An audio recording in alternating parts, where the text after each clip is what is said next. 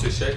C'était mon deuxième combat, justement à la Coupe du Québec, parce que à la Coupe du Québec, tu pouvais perdre une fois. Mettons, si c'était ton premier combat, tu pouvais poursuivre.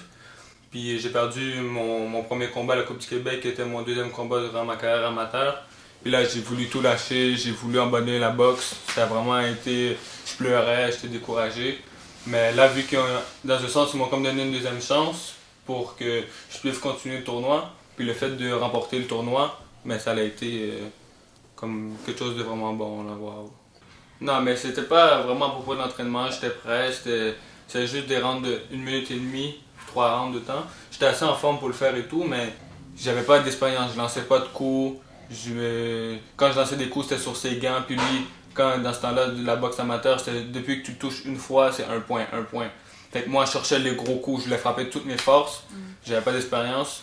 Puis lui, il me donnait juste des titi. Fait que là, il faisait des points facilement comparé que moi. Il voulait comme chercher le knockout. Ouais, ça a été vraiment une bonne chose pour moi, quand même, la défaite. Parce que faut quand même qu'on prenne un échec qui nous fait remonter pour vraiment être un vrai champion. C'est vraiment quand tu tombes et tu es capable de te relever que c'est ça, tu es un vrai champion.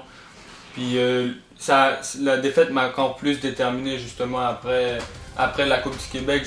Quand je suis retourné à l'entraînement, j'étais vraiment plus sérieux. Ça m'a donné vraiment beaucoup.